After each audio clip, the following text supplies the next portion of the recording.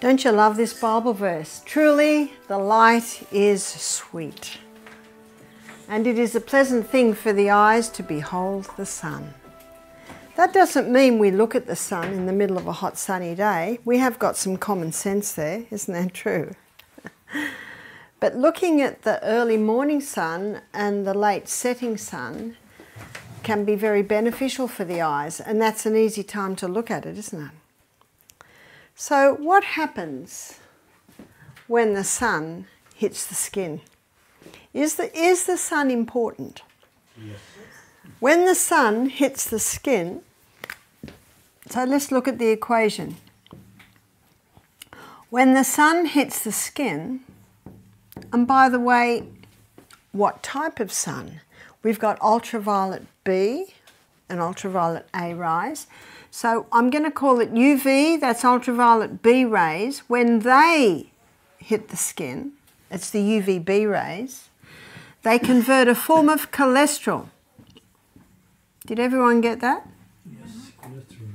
Do you remember what Dr. Malcolm Kendrick said in his book, The Great Cholesterol Con? For the first time, normal levels of a normal vital body substance is being called a disease. Cholesterol. It's a very important lipid in the body. So when the UVB rays hit the skin, they convert a form of cholesterol just under the skin to vitamin D. And vitamin D is essential in the assimilation of calcium. And you can have a lot of calcium, but if you don't have vitamin D, you can't access that calcium. So more people suffer from a vitamin D deficiency than a calcium deficiency. Calcium's called the king. And the reason calcium is called the king is because when calcium gets into the body, all the other minerals piggyback on the back of calcium. In fact, in the garden, they called it the trucker of all nutrients. Because when you increase calcium in the garden, all the other minerals jump in the back of the calcium truck, so you increase all your minerals. And I've got some shocking news for you. Bones aren't made of calcium. It's a myth and it's a misconception. What are bones made of? Bones are made of 12 minerals. So these 12 minerals are boron and chromium and calcium. Yes, calcium's there, but it's not just calcium. Magnesium, manganese, selenium, silica, sulfur, and potassium, and phosphorus, and zinc. That's what bones are made of, and 64 trace. 64 trace minerals. So students, what do bones need? Do they need calcium supplements? No. No, they don't. No, they don't.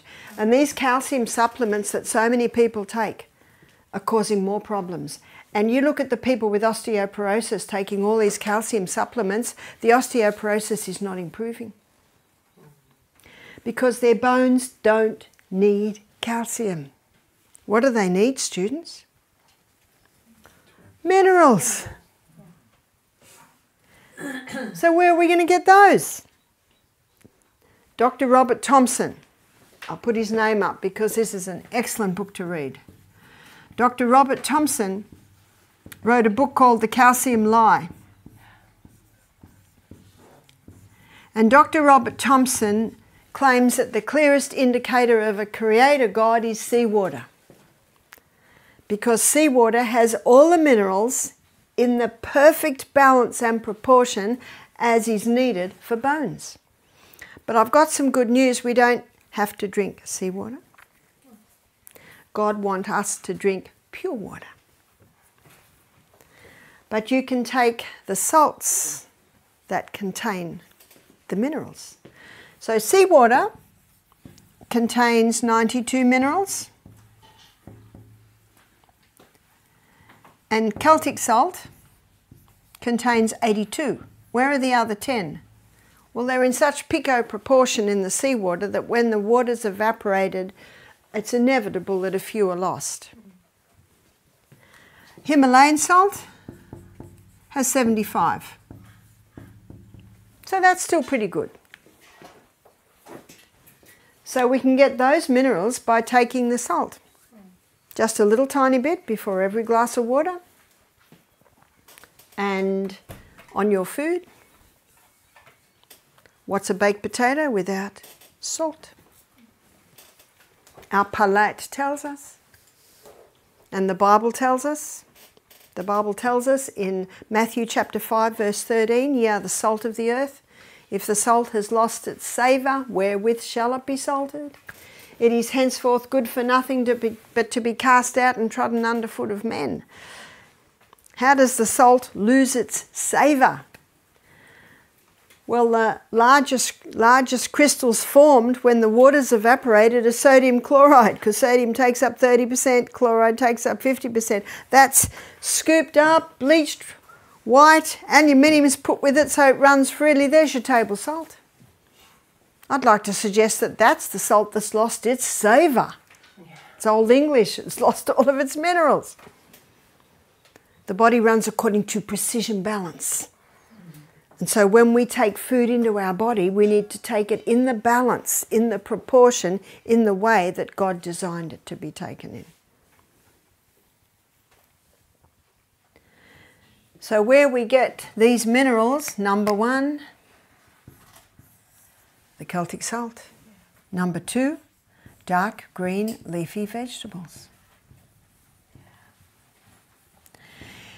Now there's a condition that unfortunately is becoming not popular, certainly not popular, common. Becoming common today, and that's osteoporosis. And the doctors say there is no cure, and the drugs that the doctor gives do not cure, because this statement is found in Spiritual Gifts, book 3. And I'm sorry I can't give you the page number, but it won't be hard to find. Drugs never cure disease. They're not my words. Nature alone is the effective healer. Drugs never cure disease, she says. They just change the form and location of disease. There's all your side effect.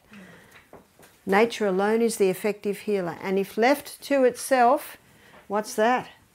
We haven't put our 4-letter word there yet. That's the time. Give it time. If left to itself, how much better could it perform its task? But she says that privilege is seldom granted it.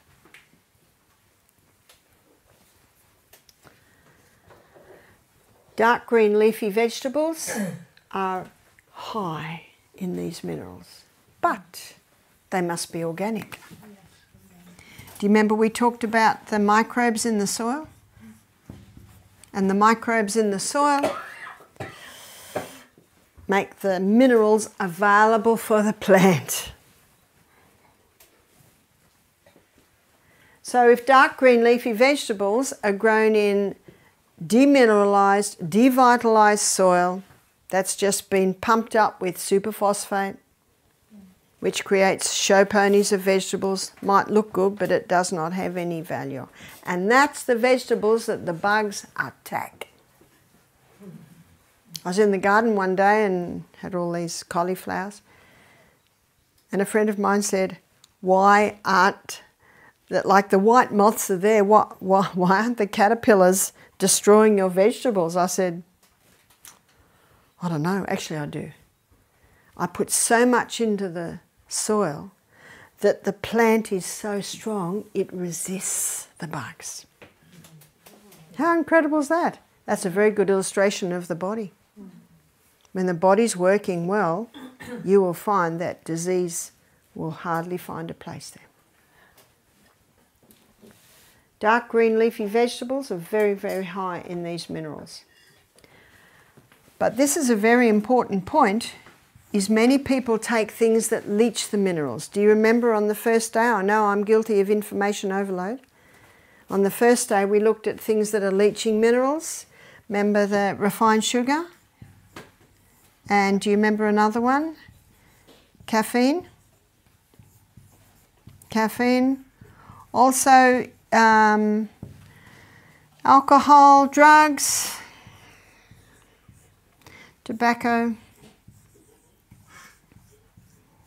drugs. And so many people have osteoporosis because of the stimulants they're taking. Yes? I don't know if you explained how they leach them. Did you do that the other day? Because they're so toxic, the body uses the minerals to calm them down, so they don't totally kill you. So when they leave your body, they're leaving with your minerals. Do you remember what we looked at yesterday that bones need? Progesterone. Progesterone. When we looked at hormones. And remember that progesterone is boosted with the Anna's wild yam cream. Progesterone boosts bone building cells. Those cells are called osteoblast cells, blast of new bone. Osteoblast cells build new bone. Osteoclast cells take away old bone. So there should be a balance of the old bone being taken away and the new bone being made. Often in osteoporosis, you've got a lack of osteoblast cells, and it can be because of a lack of progesterone. So next week you'll be making a program out for people with osteoporosis, so take note of all this. And the best bone building exercises are exercises that defy gravity. So you're rebounding.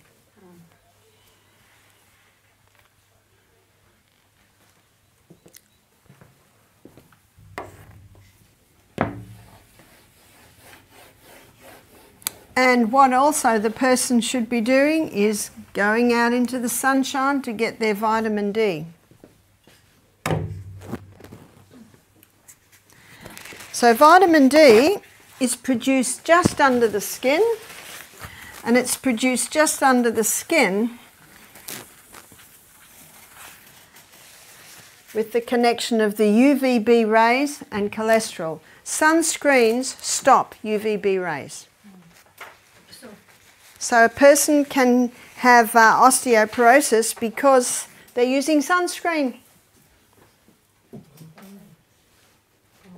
So what do we do when we go out in the sun? We have a big hat on and we have a long sleeve shirt on.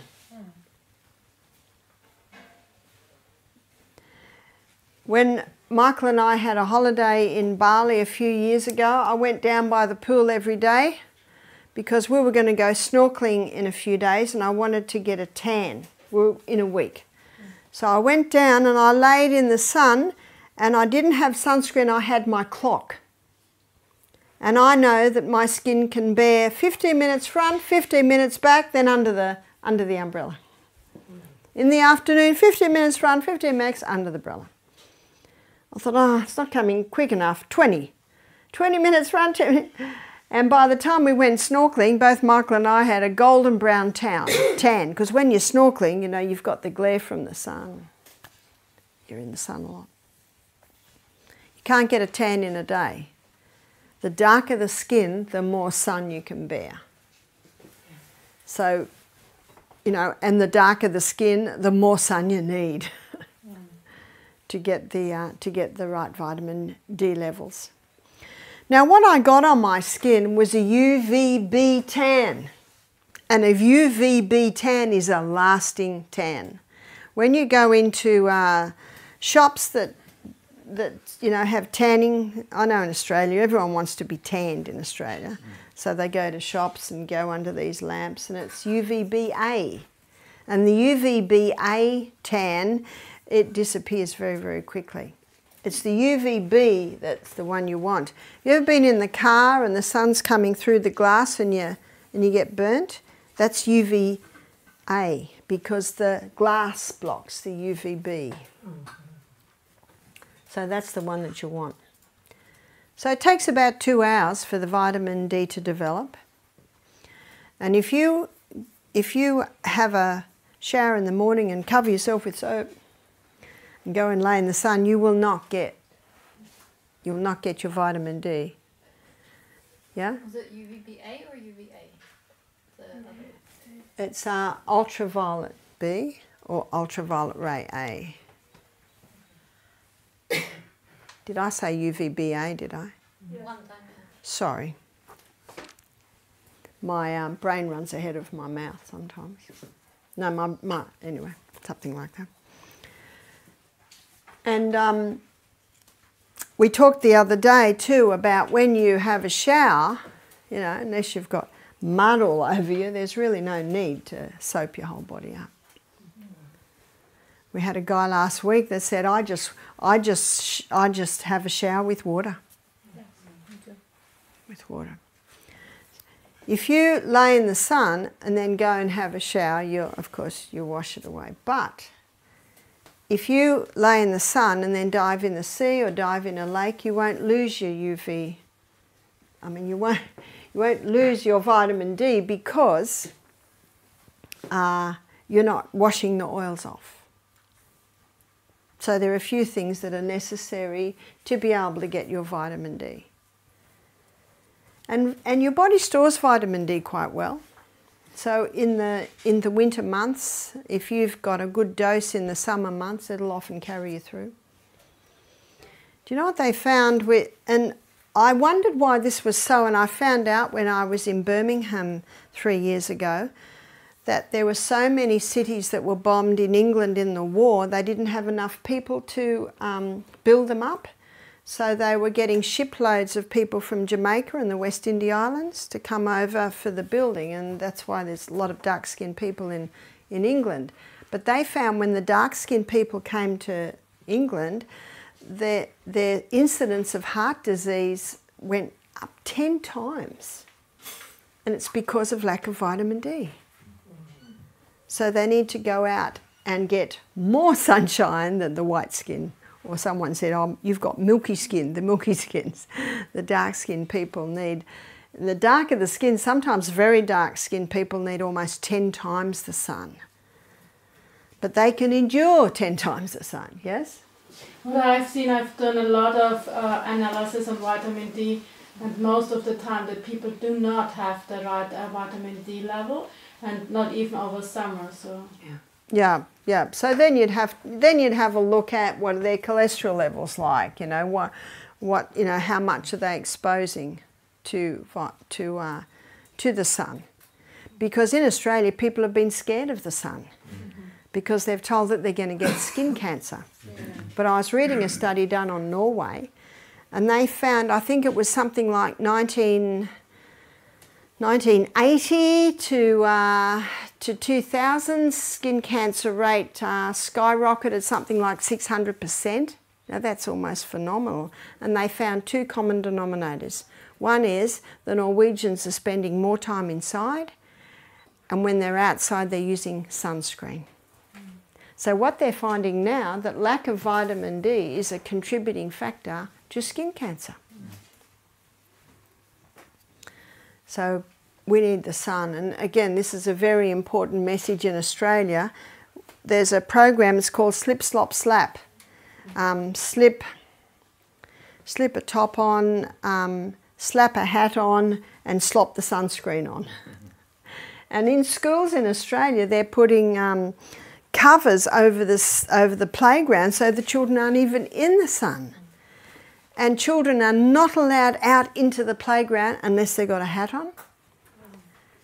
So the vitamin D deficiency is going to get worse and worse, and that means bones are not going to be developing the way they should. Yes? I have a patient, she told me her child has to put on a sunscreen in the morning because if the guy goes afterwards in kindergarten, that's the requirement. That's right, it is a requirement in the kindergarten. A lady said to me, what do I do? She'd just been to Misty Mountain. She was just mindful of the dangers of sunscreen. And I said, well, this is what you can do. A natural sunscreen is aloe vera. It has a natural sunscreen in it. And you can buy a little tube of aloe vera. I said, well, get a tube of sunscreen, squeeze it all out, and then suck the aloe vera into it. Because if you take the tube of aloe vera, often the teacher won't accept it. So you put and you're not lying because it is a natural sunscreen. And that's how she got away with it. But really the best protection is a tan against a lot of sun. So we need sun. This year in Australia we have had so much rain. You might have heard of it. We've had huge floods. Many, many houses have been destroyed. It's never been known, the floods that Australia has had. In fact, it had it on the news, you know, they have a helicopter going over and all you're seeing is the roof of the houses. And what happened was you had a high tide and then so much rain.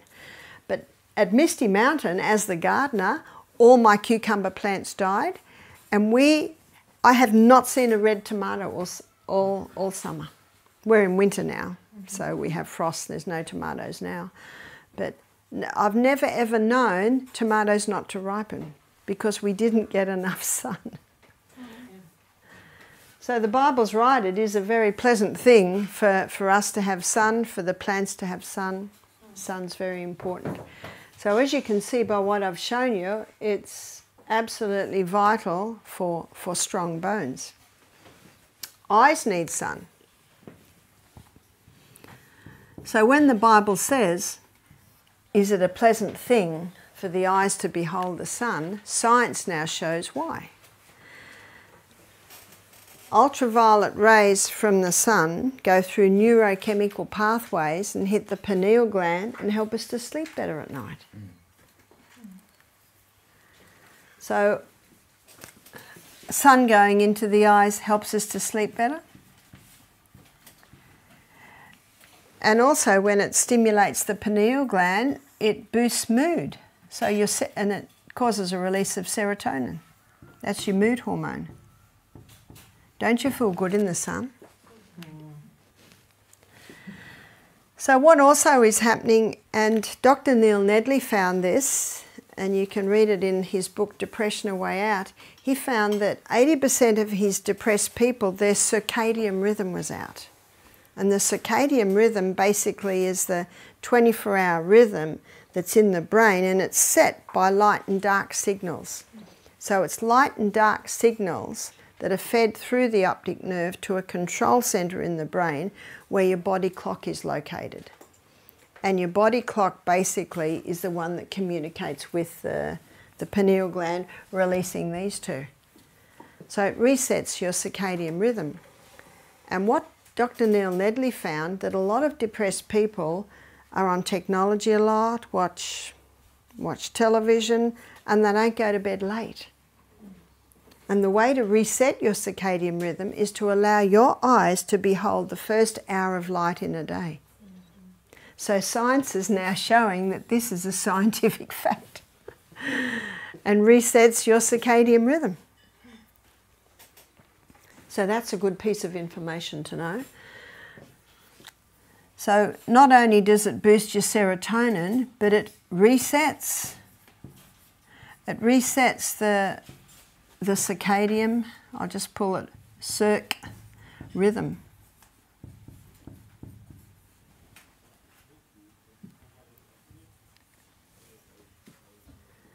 It was probably about 10 years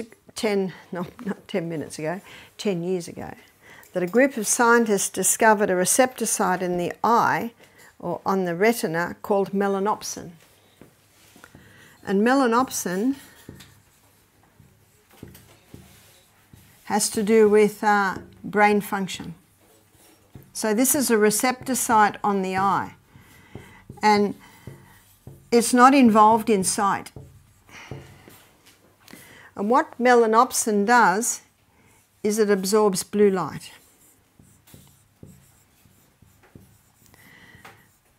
So again, I don't suggest we look at the sun, but when we're outside and the sun's rays are touching the eye, melanopsin is absorbing the blue light. The highest source of blue light is sunlight.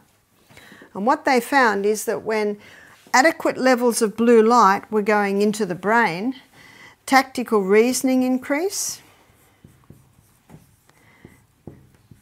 and also the ability to solve mathematical problems increased.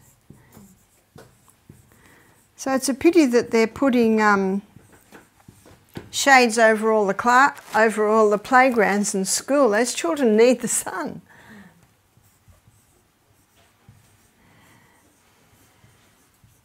See, what's happened in Australia, they've gone from one extreme to the other. I remember when I was a teenager, we'd go to the beach and we'd just lie on the beach for hours and we'd come home bright red. Dr. Neil Nedley, he states that 6 to 7 sunburns in your lifetime can double your risk of skin cancer. So you've got to prevent that burn. So when you go to lie in the sun, don't take the sunscreen, take your watch. Time yourself, little by little. I know how much my skin can take. You've just got to get to know how much your skin can take. The bluer the eyes, the blonder the hair, the lighter the skin, of course, the more cautious you have to be. And the problem is when you get burned, you can't go back out into the sun for quite a few days. And this afternoon we're going to be looking at a herb that can resolve sunburn very quickly, and that's aloe vera. So I think every home should have a pot of aloe vera. It grows very nicely inside. Yeah? Have you ever met someone with bad reactions to aloe vera? No, I haven't. But, you know, I guess there might be. But I haven't met anyone. I put it on my daughter and she was just getting redder and redder and more irritated on the skin. Okay, well don't... Someone told me that they had an allergy, so I thought maybe it could be cautious. She possibly has an allergy, yep. So don't put aloe on. But there are only 4 types of aloe vera that are good, and there is a number of types that are not having that effect. So the barbadensis, the aloe vera barbadensis is the medicinal one. That is the best one. Now, one of the problems that's happening today is that people are sleeping with their phones.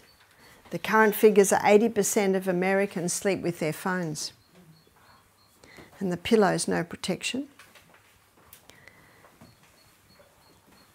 And if a person can't sleep, what's the first thing they do?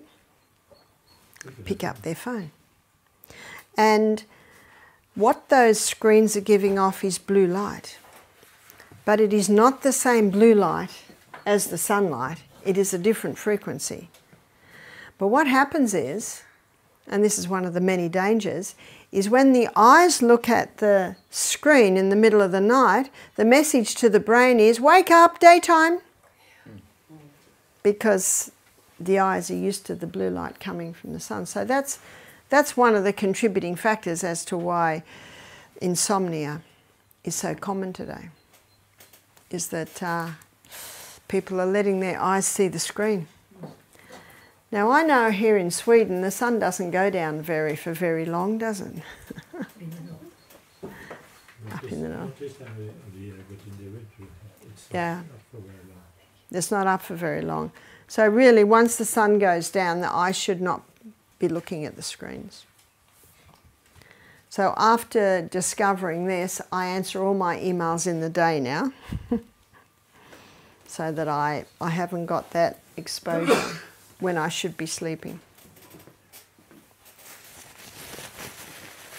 So that's also an important piece of information that you can give to people who are having struggle with sleep, is that they need to not only go to bed early, and we'll look at this in more detail when we look at sleep. Not only do they need to go to bed early, and we'll look at why when we look at rest, but they also need sunshine in the day. The sunshine resets the body clock, and the sunshine also stimulates a release of melatonin, which is your hormone that helps you sleep better at night. I didn't put that one up, but we'll look at that in more detail when we look at rest. But also the Ecclesiastes says the sleep of a labouring man is sweet.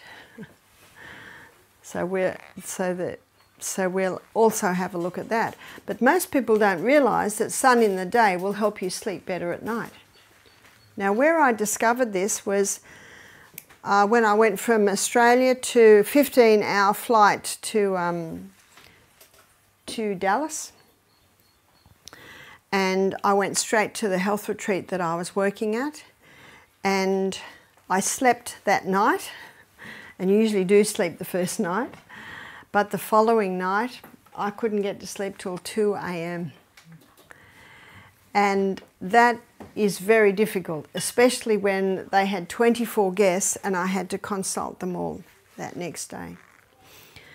And as I'm sitting in the consultation room, very hard to stay awake, and I know the worst thing you can do is sleep, the sun was shining in the glass doors behind me, so I opened the glass doors, sat in the sun, and just closed my eyes for a minute waiting for the next guest.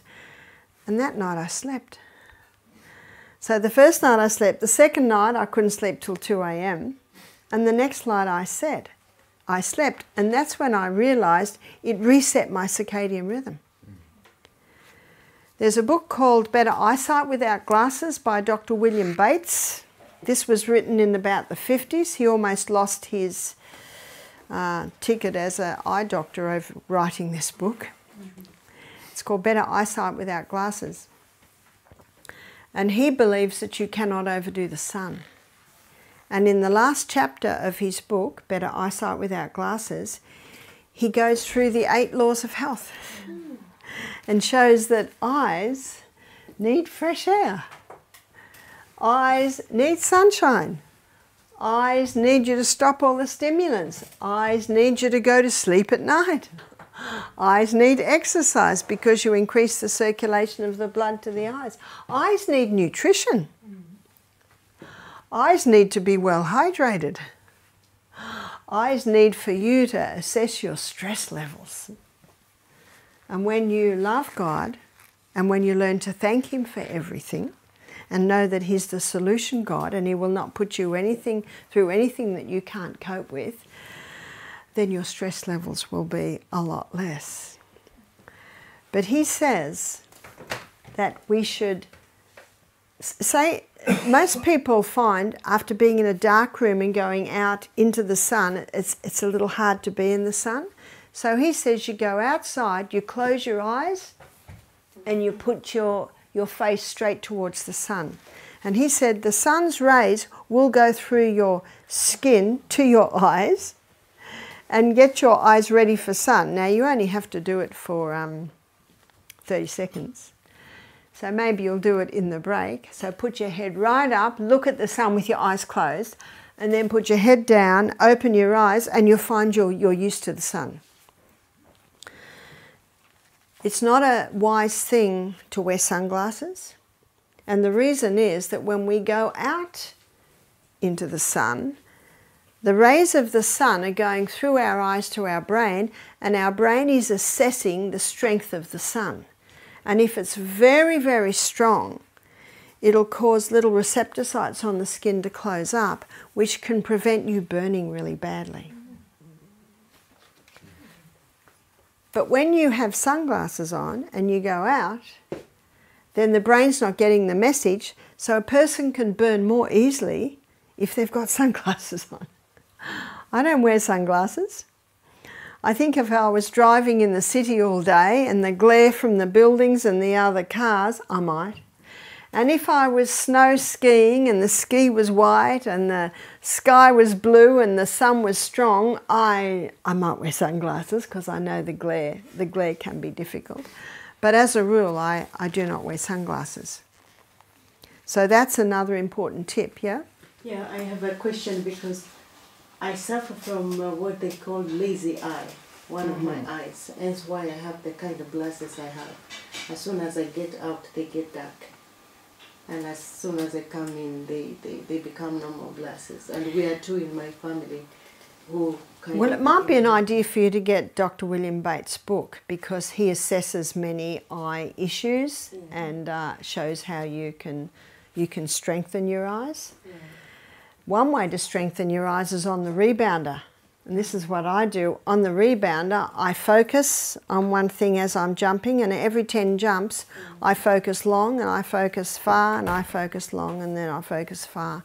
You can do eye exercises to strengthen your eyes. Thus the title of his book, Better Eyesight Without Glasses. And yet what you will find is that a lot of people are told to keep your eyes, don't go out in the sun. If you do wear glasses for sight, my suggestion is you go outside every day for a short period of time without your glasses on. Because as you can see, I've just told you several reasons why we need to go without them so that the sun goes through the eyes. Because your brain needs sun, and your brain gets sun through your eyes. And this, you know, it's a pleasant thing for the eyes to behold the sun, for the brain. Because your eyes are an extension of your brain. And Dr. William Bates, he shows that eye strain, when you're fresh from sleeping all night and exercise, eye strain then can strengthen your eyes. But eye strain at night, when you're tired and you're ready to sleep, that weakens the eyes. So how many people go home at night and do computer work? That's very common, isn't it? So really, any computer work, iPad work, phone work, that really should be done in the morning. It's easy for me at the moment because Australia's awake in the morning. Let's see, what's the time? Australia's just about to go to sleep now. So I have my dialogue early in the morning with my Australian family. So remember the sun. Remember that the light is sweet, and it is a pleasant thing for the eyes to behold the sun. So I'd like to open the floor now for questions. If anybody has questions, we can spend a little bit of time on questions, yes? I have a specific question, but it's for sure interesting for the other people too. I have a patient, she has osteoporosis, and we were talking about it, and I will try to explain how the lifestyle, what we shall do. And she said she implemented it, and now she came again, and she had like the bones were sintering, 3 of them. They were... How do you say? Well, disintegrating. Yes, it did. Well, I tried not to give all the... I think I even gave the progesterone cream. Any other ideas? Well, the other thing is it does need time. And the other thing is you're looking at the age of the person, and you're looking at how long they have been doing things that will cause the bones to deteriorate. Well, she said well, there's no thing that you say you're an Adventist, but she says that she really does implement the things. Yeah. So sometimes when... It's like the lady that said to me one day with high blood pressure, I went through everything, yes, yes, yes. And I just had an impression to go back to exercise. So then I said, what type of exercise do you do? Oh, I'm busy all day. You see, that's not enough. So then I had to show her that you got to implement an exercise program. So some people think that they're eating well, they think that they're sleeping well, but they're actually not. So sometimes you have to dig a little bit deeper. So with the progesterone cream, it should get better again? Yes. Again, the recovery depends on how chronic the situation is, and I often say this, and it's a very good thing to say. It depends on how much damage has been done already, how chronic the situation is, how old the person is, and how diligent the person is to implement what you've got to do to get a turnaround. So what I say to people is, even if your osteoporosis hasn't deteriorated anymore, that's a very good sign. And remember, we've been brought up, all of us have been brought up with, you've got a problem, you go to the doctor, you have a drug, and you're cured. And that's why I often have to talk to people about giving it time. So sometimes I give the illustration is like a plant grows, like a baby grows. I just got a photo of my little grandson this morning, he's 1. if I look at him, the whole time I'm with them, I can't see him growing. But if I look at him a month later, you know, there's a change. So, and it's also our disappointments are always equal to our expectations. So that's why I'm always cautious when I advise people on what the results may be. So that's what I say, even if the tumour hasn't grown, even if the test says you haven't deteriorated, that's a good sign. But if the person expects to go back and the tumour's gone, now they're going to be really disappointed. Can you see that? And the disappointment often has an effect on people to just stop doing what they're doing. Yeah? But it got worse in a year. Yeah, so that's what I'd look at is the age. And She's around 70. Yeah. Yep. But what I do know is the doctor's drug doesn't improve it, because I've had people on that, and they've just said, you know, it's, and of course Fosimax, we call it in Australia. That's usually, Yes. I mean, it has side effects. So that's what I'd look at. What sort of exercise is she doing? She has a garden. I mean, I don't know whether she's doing a rebound. Yeah, because you can do a little bit of weight on the rebound too. And all depends on where it's deteriorating. Sometimes if there's been a past injury to that area, that there can be deterioration there. It's like the lady last week, she got headaches. I said, did anything ever happen? And she said, oh, I fell out of the apple tree when I was 10. And so, you know, that's an indication. And then after 3 days, she said, oh, and I fell out of the tractor when I was 3. So, you know, sometimes people don't remember straight away some of the things that have happened to them. Yes? I take extra boron. Extra boron. Boron for Okay. for the osteoporosis. Okay. There was someone told me that it was good. I'm not, I know that it's, I know in Australia we have borax, and you can clean the bathroom with borax, and there's nothing wrong with that because it is a naturally occurring mineral, and some people are lacking boron. Because it was, yeah. But maybe that was the missing link, because I had Anna's wild cream for a year, and maybe you're missing the boron. So I got a little bottle. So yeah, that may help. I don't know. I don't know that one. No. But I try and see what's Yeah, that's right. That's right. Yeah. You haven't said very much about supplements, because I've heard, I don't know if you know Michael Berger, he talks a lot about how supplements cause many other problems because they're refined and taken up in the wrong way by the body. Yes, that is true. There are supplements and there are supplements. At Misty Mountain we don't hardly use any supplements because this is true. In fact, I was reading a report from one health writer, and he said that he went to the pharmaceutical factory, and one section was doing all the drugs and the other section was doing all the vitamins. You know, they're made by the pharmaceutical company. Your body cannot access it.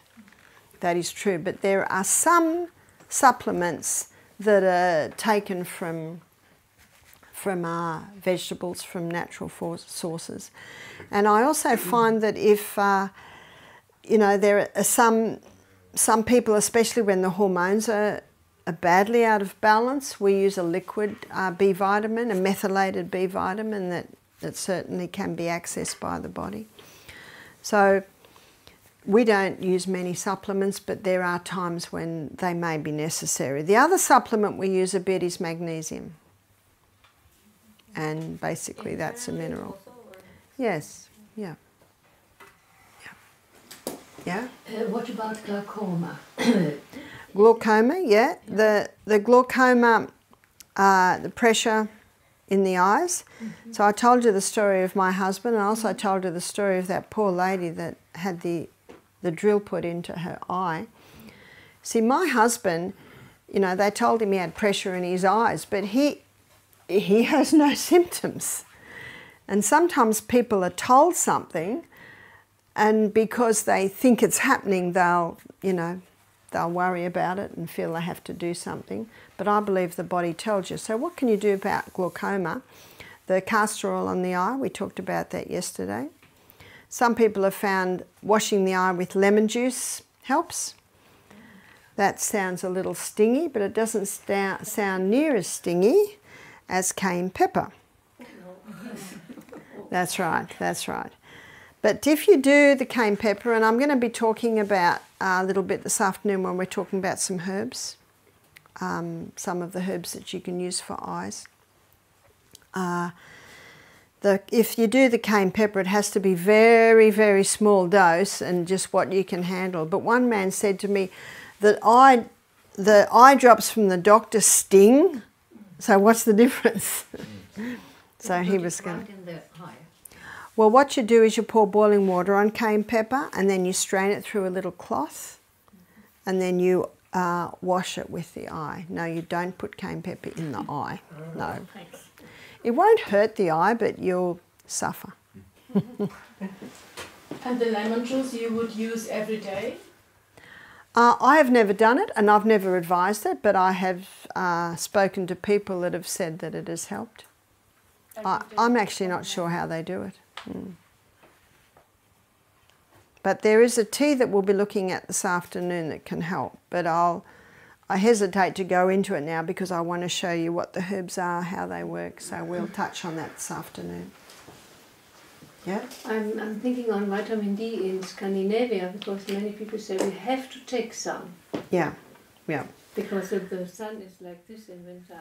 Yeah, that is true, that is true. So I look back at traditionally. Traditionally, 100 years ago, people didn't. People didn't have the deficiencies, but I think the reason why people have deficiencies today is we're exposed to so many chemicals, and it is true people are not outside as much as they used to be. Even in the very cold countries, they still went outside. They just rugged up. My brother-in-law says there's no such thing as bad weather, only bad clothing. And I think today there certainly is a place for vitamin D supplements when someone's very low. During the winter months, it said that you cannot absorb vitamin D from the sun during the winter period, the middle of the winter. So they say you can't absorb? Some studies or someone, I don't remember. Well, you won't absorb as much because there's not as much, but I doubt if you wouldn't absorb any. So did you already see someone who was healed from osteoporosis through just taking Celtic salt, dark green leafy things and what you said? What we see is that it's managed. Do you remember what I said the other day? I really keep away from that word cure or totally healed. Because sometimes it's not possible that it can be because of everything the person's done for the last 60 years. And often osteoporosis and arthritis will manifest themselves where there's been previous damage, you know, a past fall. We had a guy come and do our program and he came in on a walking stick. He could hardly walk. He was only in his 50s. He had 2 total knee replacements, 2 hip replacements. He was a famous footballer when he was young. So much injury, so much damage. And what often happens is they want to play. I know in Australia, it's almost like every young man wants to be a football player. So they finally get into the game and then, you know, they're tackled and they hurt themselves. All they want to do is get back on the field, so they take a painkiller, that, you know, maybe cortisone on, so they can go back on the field. And so now the natural voice that tells them to stop and rest so that the body can heal, they don't listen. They can't hear it because of the painkillers. And this man was a result of that. Do you know that they will just do anything to get back out on that field? And so they take the drugs, they take, you know. But it has a cost, has a great cost. That's why the history is so important. So my first thing when someone has a problem in one area, have you ever had an injury there? And often they say no, but then a few days later they came back and they said, look, I'd forgotten that when I was a little girl, I I fell over there. Yes? I just want to say in relation to what she said about the vitamins, because in Sweden we don't, but I remember maybe 15 years ago there was an article in the newspaper that it was recommended, rather, in that article, that it's always good to go out, even when we don't see the sun, there is. Well, you are still getting vitamin D on a cloudy day. The sun's rays still come through. Eating the Celtic salt, is it not enough to have it on the food? You're talking about taking it with water? No. No, it's not enough to have it on the food. And when we talk about water, I'll go right into the cell and show you how it pulls the water into the cell. Dr. Robert Thompson, in his book The Calcium Lie, he said when you take a crystal of Celtic salt before every glass of water, he said all you're doing is replacing the minerals you lost yesterday. We lose them in our perspiration. We lose them in our urine. We lose them in our colon. And if you're working out and perspiring a little bit, you're losing a little bit more. So do you mean to say that we absorb it faster with the water than with the food? Here is the cell. Here is the membrane around the cell. And when you take the crystal of Celtic salt on your tongue, there are 3 magnesiums.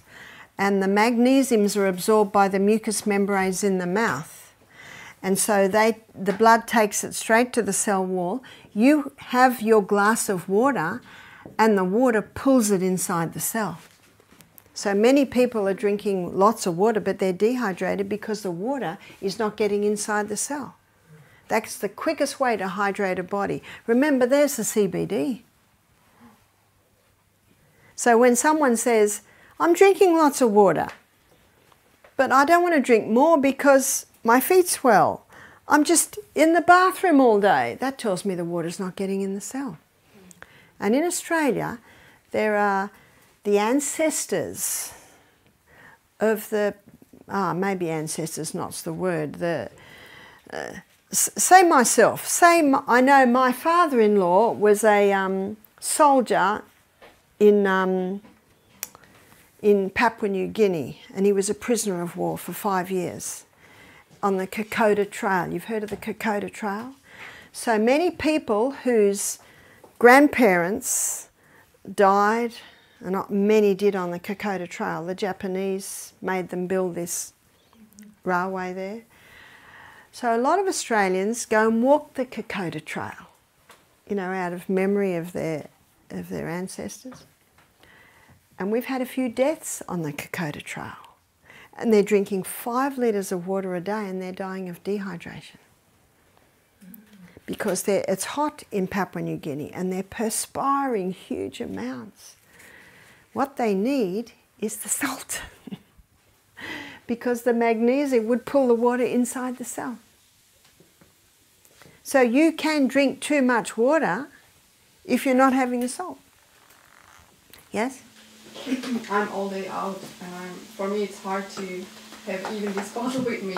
Yeah. Can I put in the salt in the water? If you put the salt in the water, you're now drinking salt water, and we're to drink pure water.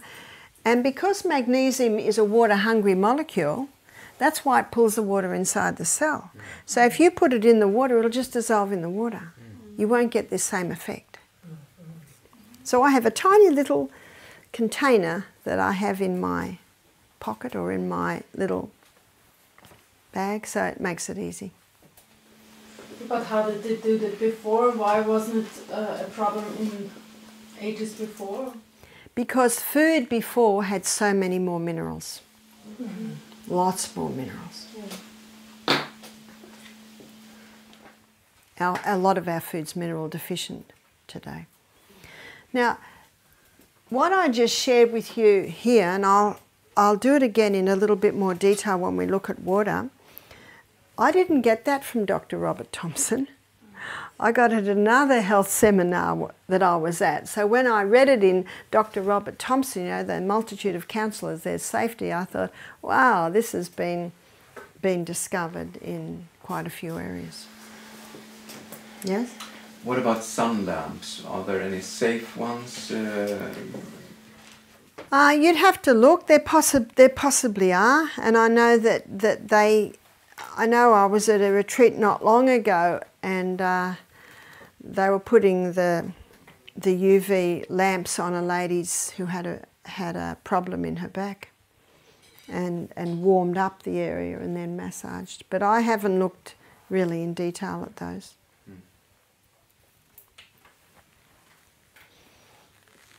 We've exhausted the questions. One more, yeah. Is there any connection with skin cancer and what we eat? Yes, there's a lot. There's a lot. You see, skin cancer has only really risen, I'd say, in the last 100 years. And in the last 100 years, our food doesn't have the nutrients that it used to have. There are a few other things, and that is margarine. Margarine is a toxic fat, and I'll show you why it's a toxic fat when we look at fats. And because it's a toxic fat and the body doesn't recognise it, it tries to get rid of it very quickly, and often it'll come out through the skin. Cancer rates have certainly risen since margarine was used, and skin cancer has risen since margarine was used. That is true. Is that because the toxins are stored in the fat then? It basically is just being thrown out. Yeah. It's being thrown out because, remember, your skin is an organ of elimination. We were talking about hydrotherapy at the discussion here, and we were going to ask,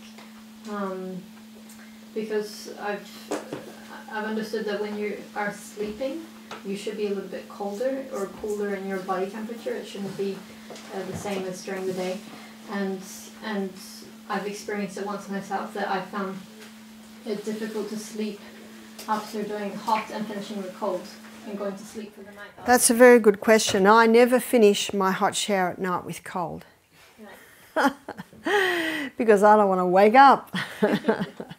I just want to have a hot shower that's going to relax me and into bed. But if I have a hot shower in the morning, I always finish with cold. In addition, at Wildwood, when we were there in the hydrotherapy rooms there, they would always do hot and finish with cold and rest, but it was always only like 20 minutes. Yeah. So it still has that benefit. And oh yeah. Yeah. Yeah, yeah. Especially if you're going to be going outside or exposed to air, you must finish with that cold. But when I have a hot shower at night, I just have a hot shower, and in a few minutes I'm in bed. I think the body tells us when we're too hot or too cold at night, and this is why I really like sleeping with cotton or wool or feathers, because that helps you to regulate your sleep a little better. A little while ago I was sleeping in one area and it was a really thick polyester quilt. Oh dear, I found it very hard to get used to that. I found that I'd wake up in the and my night dress was wet from perspiration. It was very hard to balance my temperature with this polyester quilt. So at our retreat, and we'll be touching on this later, I usually buy the linen, and I've always got my eye out for specials, and especially in bedding, in cotton blankets, in cotton quilts, in feather quilts, wool quilts. We've got one quilt we use, and it's not all wool, but it's part wool, part polyester, and they're still quite good. And it has a cotton cover.